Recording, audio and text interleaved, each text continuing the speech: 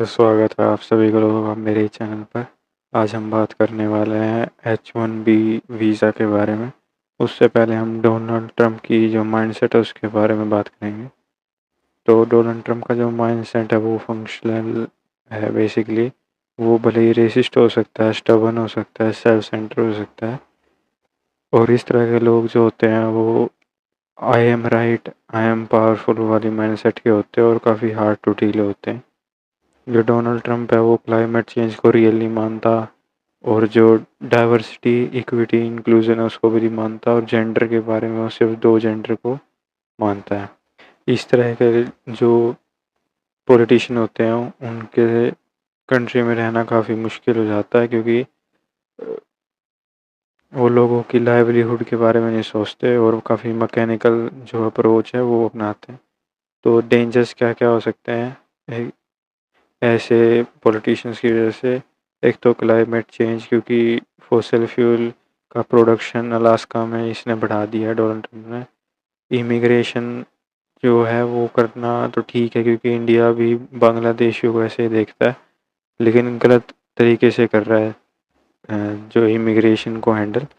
Then जो इसका motive है वो है इंडिपेंडेंट अमेरिका बनाना, यानी कि सिंगल साइड ही ट्रेड हो, यानी कि अमेरिका से लोग चीज़ें खरीदें लेकिन अमेरिका में ना बेचें, जिस वजह से सबको एनिमी बना रहा है। देन ये इसका जो एजुकेशन के साइड रोल है वो भी काफ़ी नेगेटिव है, और ये चाहता है कि सिर्फ ट्रेनिंग और एजुकेशन जो है वो अमेरिकन्स को मिले। देन H1B जो वीज़ा है उसके बारे में बात करते हैं। जो ट्रम्प का मेन मोटिव है वो है अमेरिका की वेल्थ एंड मनी वापस से अमेरिकन्स के हैंड में आ जाए, और अब रिसेंटली उसने अफ़गानिस्तान से एयरपोर्ट भी मांगा जिसमें अमेरिका का पैसा लगा था, तो वो अमेरिका की वेल्थ एंड मनी वापस चाहता है। इंडिया के पर्सपेक्टिव से देखें तो इंडिया का ग्लोबल जो हेट है वो काफ़ी बढ़ रहा है ऑल ओवर जो ग्लोब में।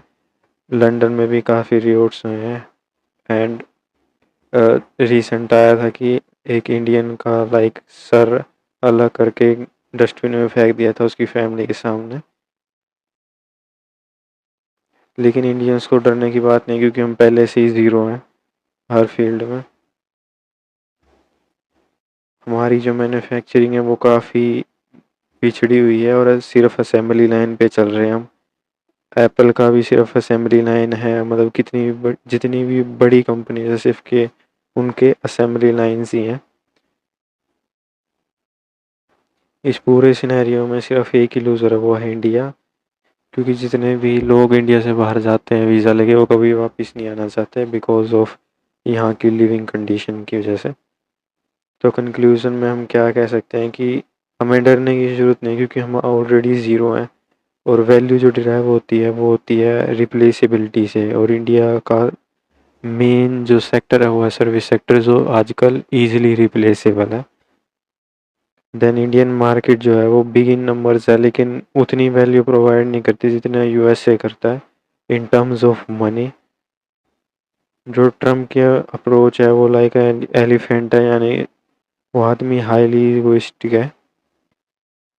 ट्रम्प में 100 डिफेक्ट्स हो सकते हैं, लेकिन उसका गोल जो है वो क्लियर है, और वो किसी की परवाह नहीं करता, ना किसी की फीलिंग की परवाह करता। लेकिन हाँ, इंडिया को बिल्कुल भी डरने की ज़रूरत नहीं है, क्योंकि इंडियन मीडिया है हमारे पास जो हमें बिल्कुल सुन करके रखता है। 2-3 दिन में हमें कुछ ना कुछ और जो है न्यूज़ मिलेगी और हम उसमें लग जाएंगे। इंडिया को जो है मेन प्रॉब्लम है वो है ट्रांसपेरेंसी। इंडिया के पास इंफॉर्मेशन नहीं आती। तो मैं ये कहना चाहता था, आज की वीडियो के लिए इतना ही। Thank you for watching. अगर आपको वीडियो अच्छी लगी तो like, share, subscribe my channel.